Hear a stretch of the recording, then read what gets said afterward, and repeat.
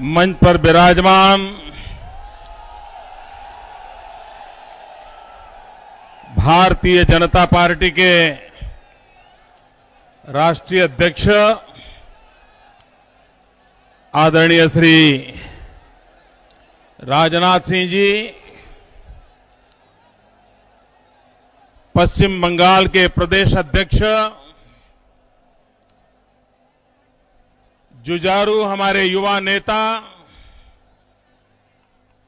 भाई राहुल सिन्हा जी, पार्टी के राष्ट्रीय महासचिव श्री वरुण गांधी,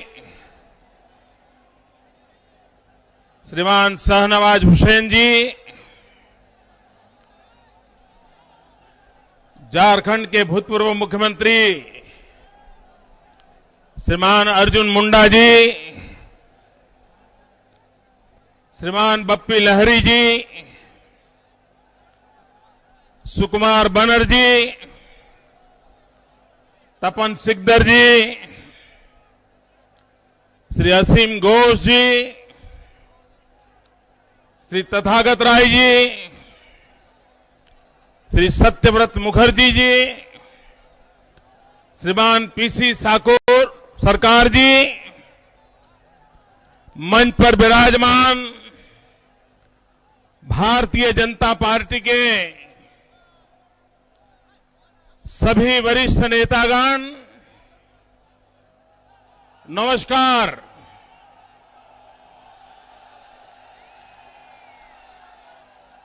उपस्थित भाई बोन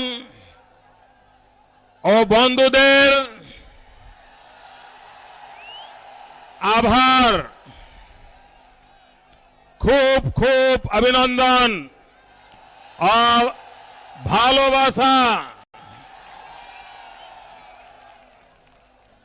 एदिके तो विशाल जौन समुद्रों के देखे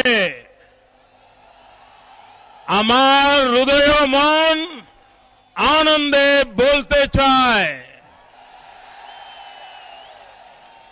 आमार सोनार बांग्ला,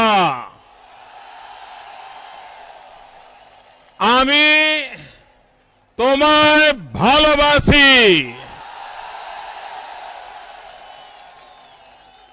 एदिके आमा सबाई एसेছে সোনার ভারতকে বানানোর জন্য ঠিক সালা তৈরি করে যেভাবে বাঙাল জানা যায় দুর্গা পুজো, রসগোল্লা, সন্দেশ, ঢাক, শঙ্খের জোনে সেরকম বাঙালি মানুষ জানা যায় প্রবুদ্ধ মানসিকতা ও মধুর সাহিত্যের জোনে। আমি আপনার সবাইকে খুব খুব ভালোবাসি।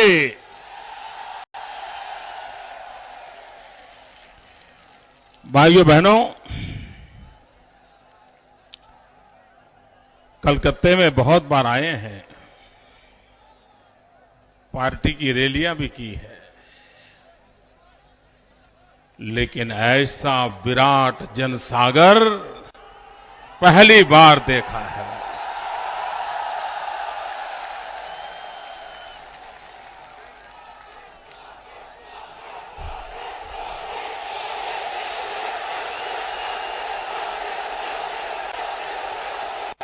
दिल्ली में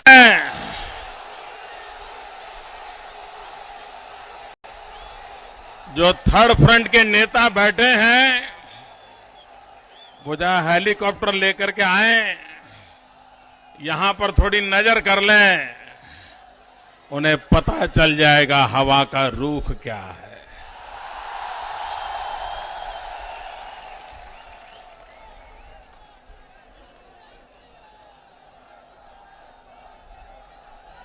देश की जनता ने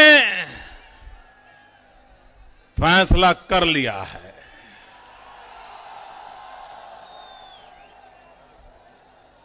भाइयों बहनों, ये बंगाल की भूमि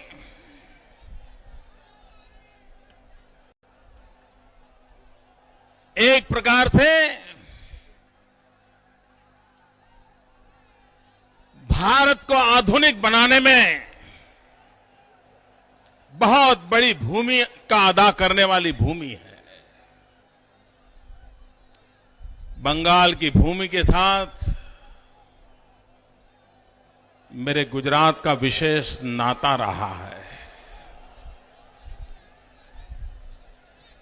बहुत कम लोगों को मालूम होगा,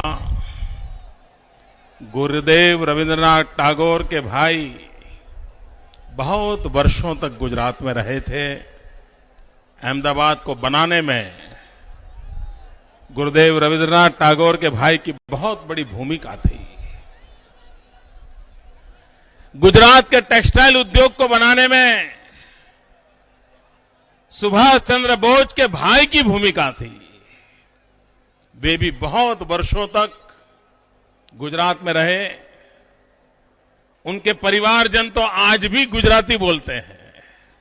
इतना नाता सुभाष बाबू के साथ रहा। और हरिपुरा कांग्रेस जो गुजरात में हुई, और वहीं पर सुभाष बाबू ने अपनी ताकत के दर्शन करवाए थे। और उस अर्थ में श्री अरविंदो वे भी लंबे अरसे तक गुजरात में रहे थे। और स्वामी विवेकानंद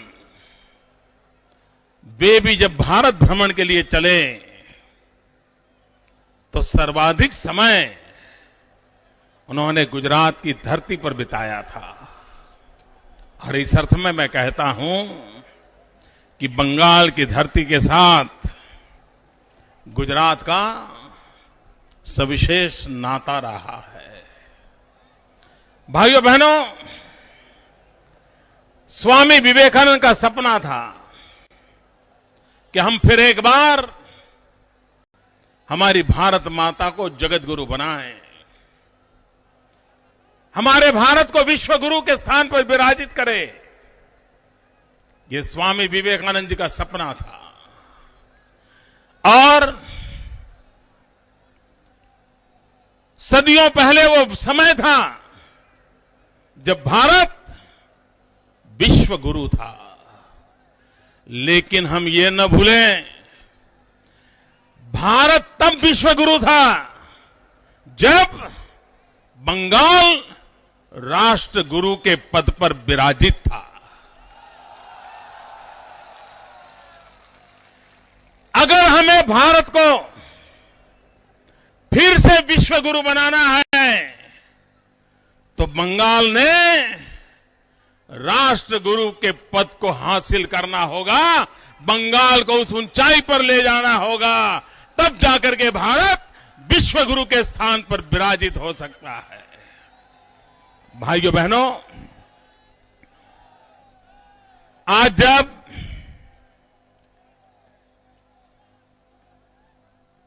बंगाल की भूमि पर आए हैं तो डॉक्टर श्यामा प्रसाद मुखर्जी की याद आना बहुत स्वाभाविक है।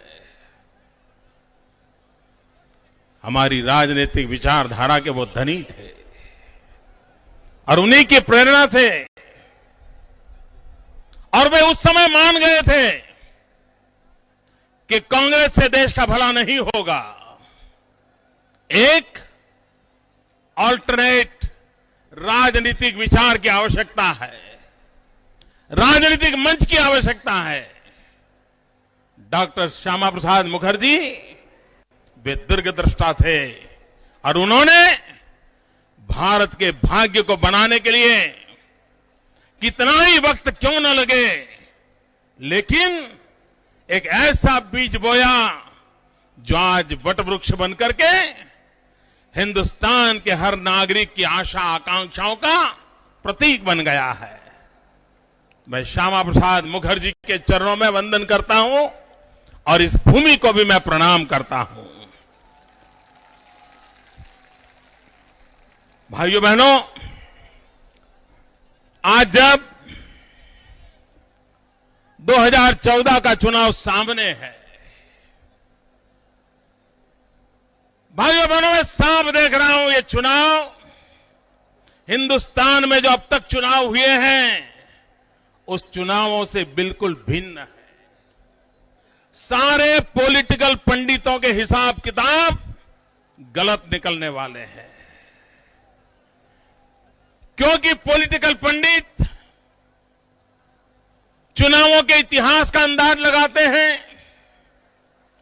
राजनीतिक दलों की गतिविधियों का अंदाज लगाते हैं, राजनीतिक दल के नेताओं का हिसाब किताब लगाते हैं, लेकिन पॉलिटिकल पंडित जनता जनार्दन के मिजाज को परखने में अगर विफल गए तो 2014 के चुनाव को समझने में भी विफल जाने वाले हैं।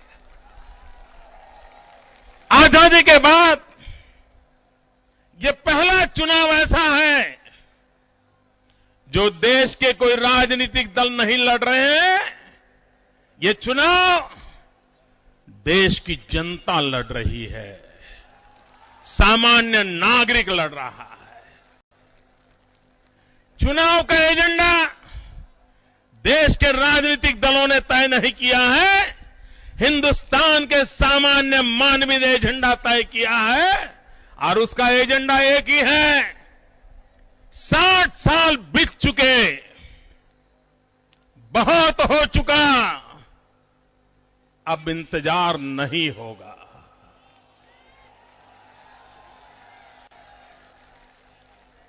बहुत वादे किए गए, बहुत अरमान जगाए गए, आशा भर नजरों से 60 साल इंतजार करते रहे। अब देश इंतजार करने के लिए तैयार नहीं है और देश की एक ही मांग है, हमें विकास चाहिए, गरीब को रहने के लिए घर चाहिए, बीमार मां बाप को दवाई चाहिए, नौजवान को रोजगार चाहिए, मां बहनों को सम्मान चाहिए, खेत में पानी चाहिए। भाइयों बहनों, 60 साल के बाद क्या देश की जनता को इतना मांगने का अधिकार है कि नहीं है? भाइयों, अधिकार है। क्या आपको रहने को घर मिलना चाहिए? गरीब को खाने का अन्न मिलना चाहिए? नौजवान को रोजगार मिलना चाहिए?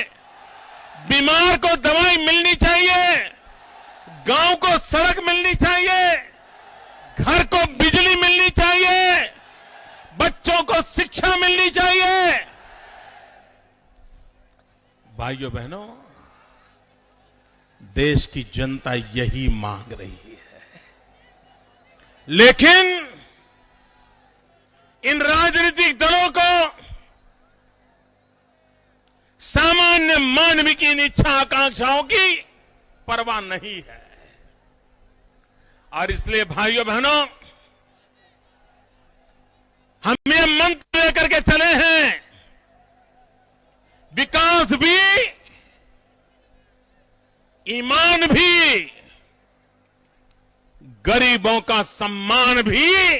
इस मंत्र को लेकर के हम चुनाव के मैदान में जन सामान्य की आशा आकांक्षाओं की पूर्ति को लेकर के चले हैं। भाइयों बहनों, भाइयों बहनों, आप लोगों ने पश्चिम बंगाल की सरकार चुन करके 30-35 साल तक अपने प्राण प्रिय सोनार बंगला को बर्बाद करने वालों को हमेशा हमेशा के लिए विदाई कर दी। इसके लिए मैं आपका अभिनंदन करता हूं। आपने बहुत अच्छी शुरुआत की। आपने परिवर्तन परिवर्तन परिवर्तन, इसके लिए अपनी जान लगा दी। लेकिन मैं पूछना चाहता हूं, परिवर्तन आया है? जरा पूरी ताकत से बोलिए, परिवर्तन आया है? आपको परिवर्तन महसूस हो रहा है? कोई परिवर्तन दिखाई दे रहा है? इसलिए भाइयों बहनों, मैं आज बंगाल की इस पवित्र धरती पर से बंगाल के भाइयों बहनों के साथ एक सीधा संवाद करना चाहता हूं। मेरे और आपके बीच में कुछ नहीं होना चाहिए। आप है और मैं हूं।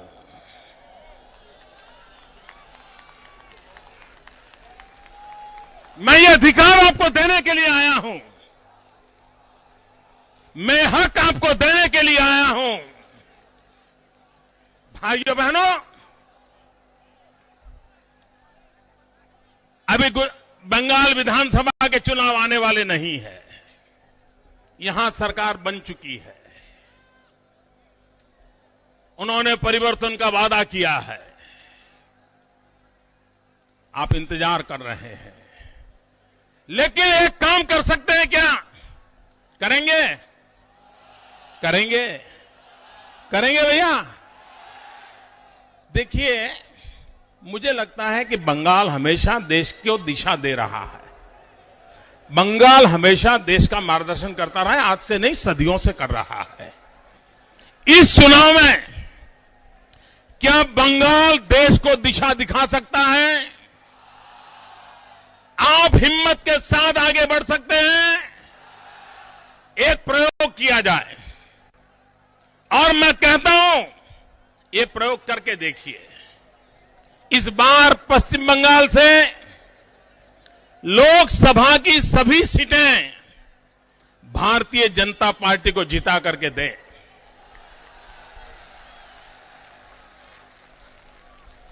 क्यों? मैं इसका आपको हिसाब देना चाहता हूं। क्यों?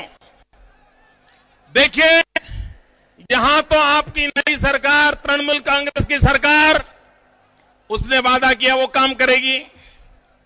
जैसा करे, आपको पसंद हो न हो, लेकिन कुछ न कुछ करेगी।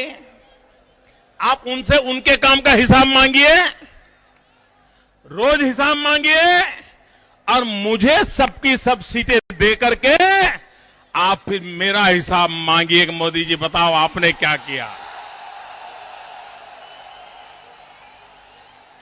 एक स्पर्धा हो जाए, एक स्पर्धा हो जाए।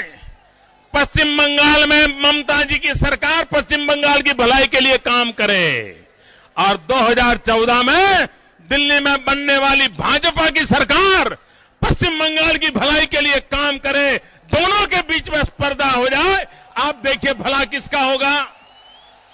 भला किसका होगा? यह स्पर्धा हुई तो भला किसका होगा?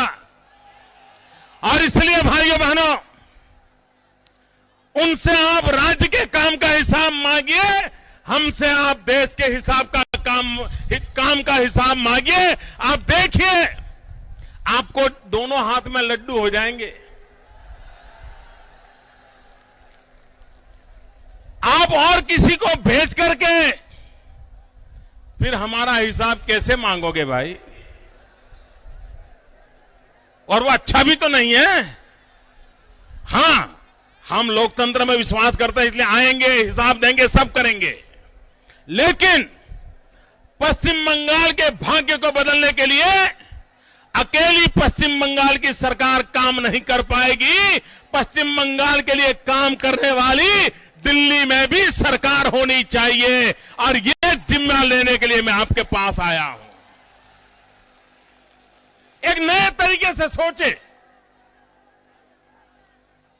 और आपको मैं विश्वास दिलाता हूं कि आपने परिवर्तन जो लाया है, वो परिवर्तन का हिसाब राज्य सरकार से मांगिए, और देश में जो परिवर्तन आने वाला है, पश्चिम बंगाल के लोग विशेष रूप से उसका हिसाब मुझसे मांगे।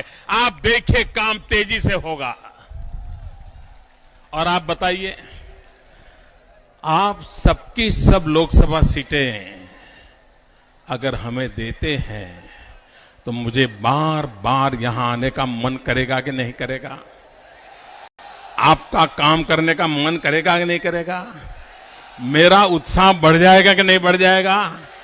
भाजपा के कार्यकर्ताओं का हौसला बुलंद हो जाएगा कि नहीं जाएगा? 60 साल तक आपके साथ जो अन्याय हुआ है वो अन्याय मिट जाएगा कि नहीं मिट जाएगा? मैं वादा करता हूं भाइयों बहनों, और मैं नेक इरादे से वादा करता हूं कि पश्चिम बंगाल एक बार भारतीय जनता पार्टी को स्वीकार कर ले, डॉक्टर श्यामा प्रसाद मुखर्जी को याद करके स्वीकार कर ले, पश्चिम बंगाल के नौजवानों के भाग्य को बदलने के लिए याद कर ले, और हम 60 साल में जो पश्चिम बंगाल में गड्ढे पड़े हैं उन गड्ढे भरने का काम हम करके देंगे आपको।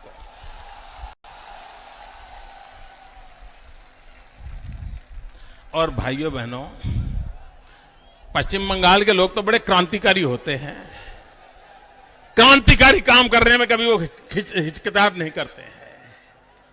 आपने इतना बड़ा निर्णय राज्य में कर लिया है तो इतना बड़ा निर्णय आप देश में भी कर लीजिए। मैं विश्वास से कहता हूं पश्चिम बंगाल की भलाई का बहुत बड़ा काम हम करने में सफल होंगे। भाइयों बहनों, दोस्तों जगह नहीं है, अब आप वहीं इंतजार कीजिए। दोस्तों आगे जाने की कोई संभावना नहीं है, कहां जाओगे?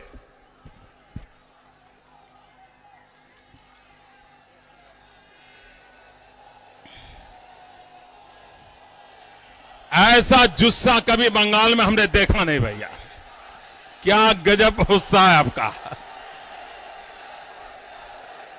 भारत माता की, भारत माता की, वंदे।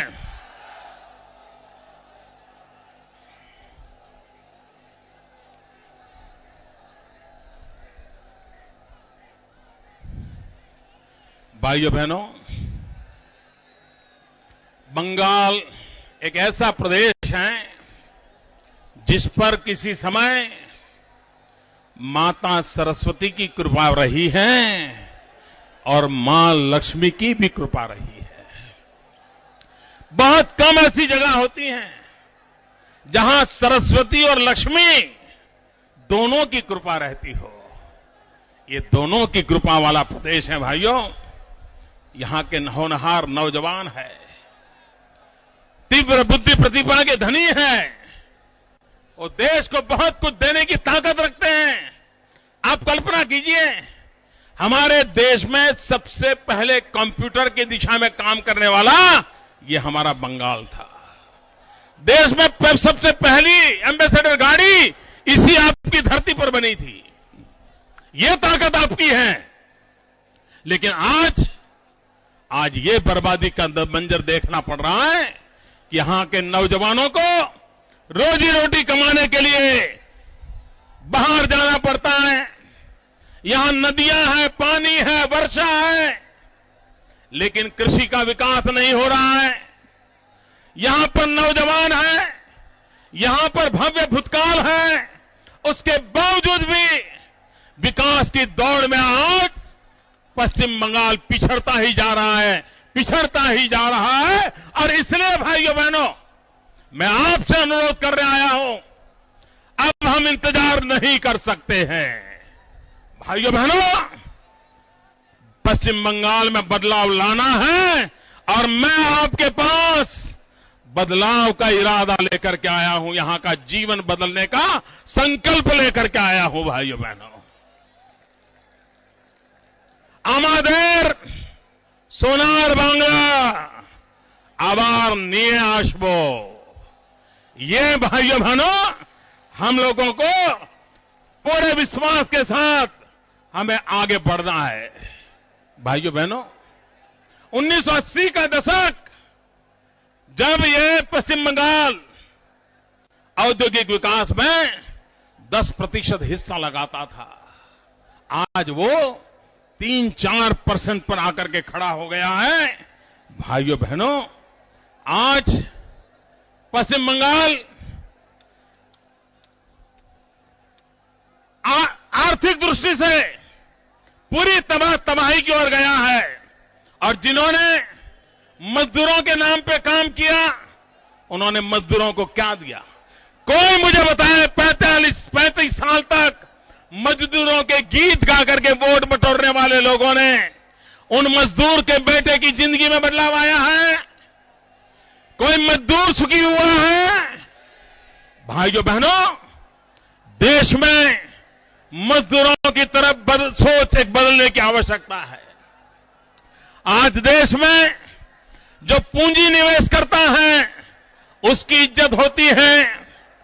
आज जो मैनेजमेंट के रूप में अपनी बुद्धि और ज्ञान को इन्वेस्ट करता है उसकी इज्जत होती है, लेकिन इंडस्ट्रियल डेवलपमेंट में जो अपना पसीना लगाता है उसकी प्रतिष्ठा नहीं होती है। भाइयों बहनों, हमारा सपना है, हमारा संकल्प है कि श्रम को भी पूंजी माना जाए, श्रमिक की प्रतिष्ठा होनी चाहिए और श्रम एव जयते ये नारा बुलंद करके हिंदुस्तान के गरीब मजदूर उनको सम्मान की जिंदगी जीने का अवसर मिले, ऐसी हमारी आर्थिक विकास की दिशा हो, उसको लेकर के हम आगे बढ़ना चाहते हैं। भाइयों बहनों, मैं हैरान हूं, आपसे मैं पूछना चाहता हूं, भैया आपको बिजली मिलती है क्या? आपको 24 घंटे बिजली मिलती है? जरा जोर से बोलो ना। आपको बिजली मिलती है? गांव में बिजली आती है? कारखाने में बिजली आती है? क्यों ये हालत ऐसी क्यों? कोयले की खदानें आपसे दूर नहीं है, पानी का धोध यहां से दूर नहीं है। भाइयों बहनों, इसके बावजूद भी आज पश्चिम बंगाल बिजली का संकट क्यों भुगत रहा है? भाइयों बहनों, बंगाल से गुजरात बहुत छोटा है। भैया आपका उत्साह बहुत है, भैया प्लीज, बहुत आपका उत्साह बहुत है, आपका प्यार मेरे सर आंखों पर। आप मुझे बताइए भाइयों बहनों, गुजरात अगर 24 घंटे बिजली दे सकता है तो पश्चिम बंगाल के नागरिकों को बिजली मिलनी चाहिए कि नहीं मिलनी चाहिए? और उसका कारण है बिजली के कारखाने लगते नहीं हैं।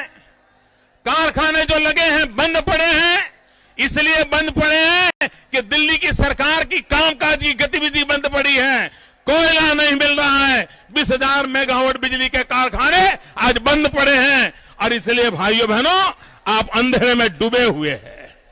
भाइयों बहनों, आज भी कलकत्ते की कई स्कूल ऐसी हैं जो हिंदुस्तान में उनका नाम है, एक अच्छी स्कूल के रूप में मानी जाती है। उसके बावजूद भी क्या कारण है कि पश्चिम बंगाल के गांव के अंदर बच्चों की शिक्षा की पाठशालाएं, शिक्षा की सारी व्यवस्था चरमरा गई है। भाइयों बहनों, मैं जब ये देख रहा था यहां आने के पहले, पश्चिम बंगाल जो मां का प्रदेश माना जाता है, बेटी को भी मां कहने की परंपरा है, मां के रूप में सम्मान देना नारी के लिए यहां की परंपरा है। उस पश्चिम बंगाल के अंदर स्कूल के अंदर बच्चियों के लिए जो टॉयलेट हैं, भाइयों बहनों, सिर्फ 60% टॉयलेट है। ये शोभा देता है क्या? क्या परिवर्तन ला रहे हैं आप लोग? इतना ही नहीं भाइयों बहनों, स्कूल के अंदर आज कंप्यूटर की शिक्षा चाहिए, लॉन्ग डिस्टेंस एजुकेशन की संभावना है, लेकिन अगर बिजली नहीं है तो यह काम संभव नहीं है। पश्चिम बंगाल के अंदर सिर्फ 35% स्कूल ऐसी हैं जहां बिजली का कनेक्शन है। अगर बिजली का कनेक्शन नहीं है तो वहां कंप्यूटर कैसे चलेगा? बच्चे कंप्यूटर की शिक्षा कैसे लेंगे? आधुनिक टेक्नोलॉजी को कैसे जानेंगे? आधुनिक विज्ञान को कैसे जानेंगे? और इसलिए भाइयों बहनों, हर प्रकार से इन्होंने बर्बाद करके रखा हुआ है। कभी कभी भाइयों बहनों मैं देखता हूं, हम भारत माता की तस्वीर के सामने देखें, क्या कारण है कि हमारी भारत माता का पश्चिमी छोर, वहां तो कुछ विकास नजर आ रहा है, लेकिन भारत माता को मध्य से देखें तो उसका सारा पूर्वी इलाका विकास के लिए तड़प रहा है। क्या मेरी भारत मां की दो भुजाएं हो, एक भुजा मजबूत हो, दूसरी भुजा दुर्बल हो, तो क्या मेरी भारत माता मजबूत बन सकती है?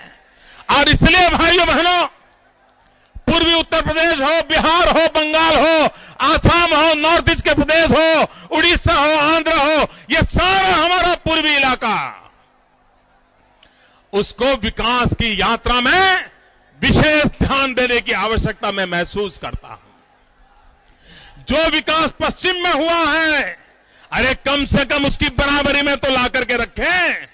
भाइयों बहनों, मेरा इरादा है, मैं हिंदुस्तान के इस क्षेत्र को अब पिछड़ा हुआ रहना नहीं देखना चाहता और भारतीय जनता पार्टी इस सपने को पूरा करने का संकल्प लेकर के चली है। लेकिन मैं एक राजनीतिक टिप्पणी भी करना चाहता हूं। आप जरा बुद्धिमान लोग हैं, देखिए, भारत का पश्चिमी इलाका कुछ न कुछ तो प्रगति कर रहा है और पूर्वी इलाका प्रगति नहीं कर रहा है। कारण और तो कई कारण हो गए, लेकिन एक महत्वपूर्ण कारण है कि पश्चिम के ऊपर ये थर्ड फ्रंट का कोई बच्चा ने कभी भी राज नहीं किया है। थर्ड फ्रंट वालों का कोई साथी कभी भी उस इलाके में पैर नहीं रख पाया है और इसके कारण वहां विकास हुआ है। ये थर्ड फ्रंट के नाम पर देश को तीसरे दर्जे पर धकेलने में लगे हुए लोग, इन्हीं लोगों ने ये हिंदुस्तान के पूर्वी इलाके में राज किया है। सभी राज्यों में कभी न कभी वही राज करते रहे और उसी का नतीजा है, सिवाय बर्बादी हमने कुछ देखा नहीं है। जिन लोगों ने हिंदुस्तान के पूर्वी इलाके में राज्य करके हिंदुस्तान के पूर्वी इलाके को अविकसित रखा है, इन सभी लेफ्ट के लोग हो, उनके चक्के बक्के साथी हो, उन सबको हमेशा हमेशा के लिए अगर हिंदुस्तान को आगे ले जाना है, हमेशा हमेशा के लिए हिंदुस्तान की राजनीति से दूर करने की आवश्यकता है। और इसलिए भाइयों बहनों, यह थर्ड फ्रंट का इरादा हिंदुस्तान को थर्ड रेट बनाने का है। यह थर्ड रेट बनाने का सपना देखने वाले लोगों को हमेशा हमेशा हमेशा हमेशा के लिए विदाई करने की आवश्यकता है। और इसलिए भाइयों बहनों, हम आगे बढ़ने के साथ साथ, भाइयों बहनों, ये लोग जब चुनाव आते हैं तो दो चीजें जरूर करते हैं। एक, जब वो आते हैं चुनाव तो गरीब की माला जपते रहते हैं। दूसरा, जब चुनाव आते हैं तो सेक्युलरिज्म के गीत गाने लग जाते हैं। ये जो सेक्युलरिज्म के ठेकेदार है, मैं आज जरा उनको पूछना चाहता हूं, आपने वोट बैंक की राजनीति करके हिंदुस्तान की माइनॉरिटी को, हिंदुस्तान के मुसलमान को इंसान मानने से इनकार कर दिया है और आपने उसको सिर्फ एक वोटर माना है, एक सिर्फ मतदाता माना है और उसकी मत की कीमत चुकाने में ही आपको इंटरेस्ट है। आपको कभी भी मुसलमान को भी हिंदुस्तान के नागरिक के नाते विकास के फल उसको भी मिले, उस दिशा में काम करने की कभी इच्छा नहीं हुई है, न किया है। 35 साल तक यहां पर कम्युनिस्टों ने राज किया, जो बिन सांप्रदायिकता की गीत गाते रहते हैं। मैं कहना चाहता हूं भाइयों बहनों, गुजरात में तो मुसलमानों की जनसंख्या बहुत कम है, पश्चिम बंगाल में तो ज्यादा है, लेकिन भाइयों बहनों, हज यात्री जो जाते हैं गुजरात में, हज यात्रियों के लिए, मुसलमान भाइयों के लिए जो कोटा है वो 4,800 का कोटा है। जिस गुजरात को बदनाम करने के लिए आए दिन गालियां देने की फैशन है, मैं पश्चिम बंगाल के सभी ये बिन सांप्रदायिक नेताओं को पूछना चाहता हूं, हिंदुस्तान को मूर्ख बनने वाले नेताओं से पूछना चाहता हूं, जिस गुजरात को बदनाम कर रहे हो, जहां हज के लिए कोटा 4,800 का है और जाने के लिए अर्जी करने वालों की संख्या है 37,000, 4,000 का कोटा और अर्जी करने वाले हैं 37,000। अगर जेब में पैसे नहीं होते तो हज करने के लिए कहां से वो जाता। और बंगाल का क्या हाल है, जरा ये सेक्युलर के गीत गाने वाले जवाब दो जरा, और आप लोग भी इनसे जवाब मांगिए। पश्चिम बंगाल का हज यात्रियों का कोटा है 11,600 और एप्लीकेशन कितनी आती है, सिर्फ 12,000। गुजरात में 4,500 का कोटा, एप्लीकेशन 37,000। पश्चिम बंगाल में करीब 12,000 का कोटा और एप्लीकेशन भी 12,000। ये इस बात का सबूत देता है कि आपने उनको विकास से वंचित रखा है, उनको विकास की यात्रा में शरीक नहीं किया है, सिर्फ आपने उनको वोट बैंक माना है। और इसलिए भाइयों बहनों, ये झूठ फैलाने वाले लोगों से इस देश को बचाने की आवश्यकता है। भाइयों बहनों, चाहे पश्चिम बंगाल हो, चाहे आसाम हो, बांग्लादेशियों की घुसपैठ के कारण परेशान है। यहां के नौजवान की रोजी रोटी छीन ली गई है। भाइयों बहनों, क्या यह देश, इस देश के विकास के लाभ के लिए सबसे पहले भारत माता के बेटों का अधिकार है या नहीं है? हिंदुस्तान के नागरिक का अधिकार है कि नहीं है? नौकरी सबसे पहले हिंदुस्तान के बेटे बेटी को मिलना चाहिए कि नहीं मिलना चाहिए? विकास का अवसर हिंदुस्तान के बेटे बेटी को मिलना चाहिए कि नहीं मिलना चाहिए? लेकिन आज वो बांग्लादेशियों को मिल रहा है। कहां जाएगा ये मेरा नौजवान, कहां जाएगा? ये गरीब मां का बेटा कहां जाएगा? किस देश में जाएगा? उसके लिए तो यही एकमात्र भूमि है जहां पर उसने अपना भाग्य का निर्माण करना है। और इसलिए भाइयों बहनों, इस देश के अंदर जो बिन सांप्रदायिक की चर्चा करने वाले लोग हैं,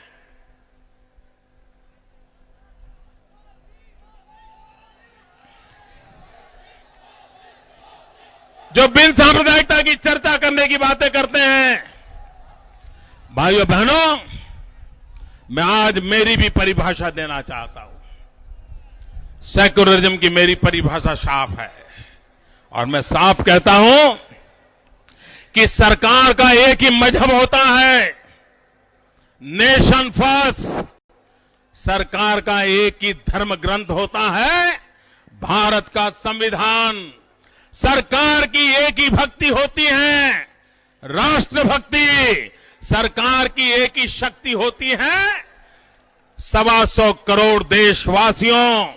सरकार की एक ही पूजा होती है, जनशक्ति की। सरकार की एक ही कार्यशैली होती है, सबका साथ, सबका विकास। इसी मंत्र को लेकर के हम आगे बढ़ रहे हैं। भाइयों बहनों, मैंने अभी आपको शुरू में कहा था कि आप पश्चिम बंगाल की सेवा करने का हमें मौका दीजिए। इस बार सबके सब सांसद कमल के निशान पर विजयी बना करके भेजिए। आपको डबल फायदा है, 3 गुना फायदा है, 3 गुना। एक, यहां ममता जी को आपने परिवर्तन के लिए बिठाया है, वो विकास का काम करेगी। दिल्ली में आप मुझे बिठाओगे, मैं विकास का काम करूंगा। और मेरे ऊपर प्रणव दादा बैठे होंगे, वो तो आप ही के हैं। तो आपको 3-3 फायदा है, 3-3 फायदा। ये 3-3 फायदा आप लीजिए।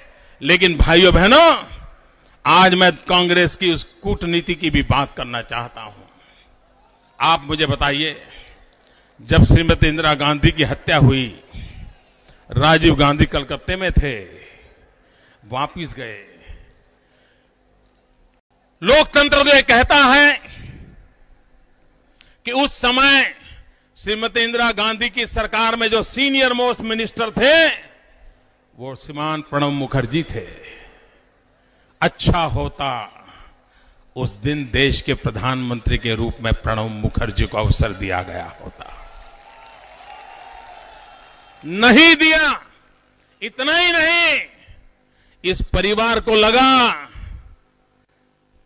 कि कुछ चल रहा है, तो बाद में जो सरकार बनी श्रीमान राजीव गांधी की, सीनियर मोस्ट मिनिस्टर प्रणब दा उनको मंत्री परिषद में भी लेने से इनकार कर दिया।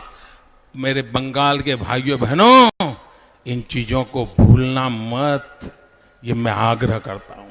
इतना ही नहीं, 2004 में सबसे सीनियर नेता थे प्रणब दा। बहुत स्वाभाविक था कि अगर मैडम सोनिया जी बनना नहीं चाहती थी तो अवसर प्रणब दा को मिलना चाहिए था, लेकिन मनमोहन सिंह जी को बिठा दिया गया, प्रणब दा को अवसर नहीं दिया गया। भाइयों बहनों, ये कांग्रेस पार्टी के जो कारनामे हैं, उन कारनामों को हमें समझने की आवश्यकता है। और इसलिए भाइयों बहनों, आज जब मैं आपके बीच आया हूं, तब भारत कैसा हो, हमारा विजन क्या हो, हमारा मिशन क्या हो, उसको अगर कम शब्दों में कहना है तो गुरुदेव रविंद्रनाथ टैगोर हम सबके लिए मार्गदर्शक सिद्धांत छोड़ के गए हैं। सपनों का भारत कैसा हो, और गुरुदेव ने हमें कहा है। और जब मैं कहता हूं माय आइडिया ऑफ इंडिया, आज गुरुदेव को स्मरण करते हुए मैं कहना चाहता हूं, चित्तो जेथा भोईशुन्नो उच्चो जेथा शीर, ज्ञान जेथा मुक्तो जेथा गुहेर प्राचीर, अपनो प्रांगणो तोले दिवोशो शौरभौरी, बोशुधारे राखे नाई खंडो खुद कौड़ी, भारो तेरे से ही खड़गे करो जागोरी तो। भाइयों बहनों, गुरुदेव टैगोर ने हमें कितना साफ शब्दों में विजन दिया है। चित्तो जेथा भय सुनो, true fearlessness can be attained only when one is reassured of security and peace. Security of one's physical safety as well as safety of social rights and economic well-being. गुरुदेव ने कहा है, उच्चो जेथा शीर, we Indians are a proud people who hold their honor above all else. We only ask for empowerment through health, education and employment opportunities. गुरुदेव ने कहा है, ज्ञान जेथा मुक्तो जेथा गृहेर प्राचीर. In this 21st century, the world is evolving into a lawless society. Knowledge is at a premium and all must get free and unhindered access to the same. That is the base for empowered, enterprising and prosperous India. गुरुदेव कहते हैं, आपनो प्रोंगणो तोले दिवोशो शौरभौरी, बोशुधारे राखे नाई खोंडो खुद कोरी.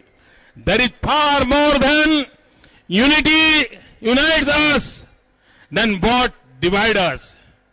There is far more that unites us than what divides us. We must rise above this politics of division and unite as a nation. एक भारत श्रेष्ठ भारत. भाइयों बहनों, सुभाष बाबू ने कहा था, तुम मुझे खून दो, मैं तुम्हें आजादी दूंगा। सुभाष बाबू ने स्वराज्य के लिए मांगा था, तुम मुझे खून दो, मैं तुम्हें आजादी दूंगा। आज सुभाष बाबू की उस कर्मभूमि, पवित्र भूमि में मैं आपसे कहने आया हूं, तुम मुझे साथ दो, मैं तुम्हें सुराज्य दूंगा।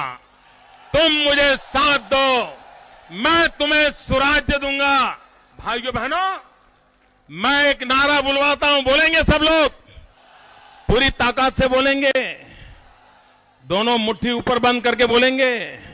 देखिए, आपके बंगाल में एक बात घर कर गई है। कोई भी बात है, चोलबे ना, चोलबे ना, मालूम है ना?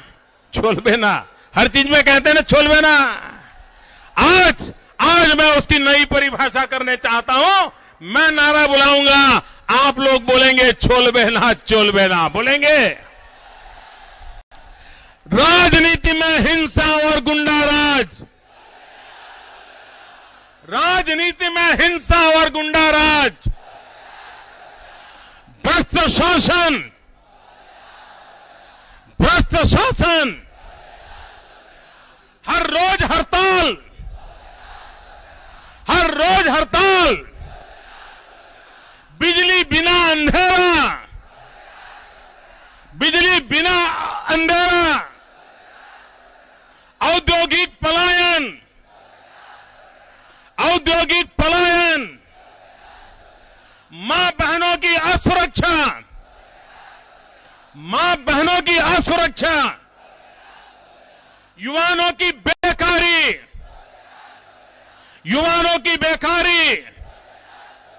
भाइयों बहनों, हम सब इस मंत्र को लेकर के आगे बढ़े और मैंने वादा निभाने की तैयारी है। अब वादा आपको निभाना है और देखिए हम सब मिलकर के पश्चिम बंगाल के भाग्य को कैसे बदल सकते हैं। मेरे साथ बोलिए वंदे, पूरी ताकत से बोलिए भैया, वंदे। ऐसे नहीं, मुट्ठी बंद करके पूरी ताकत से बोलिए। ये मंत्र यहीं से तो गूंजा था, वंदे वंदे वंदे वंदे वंदे वंदे वंदे।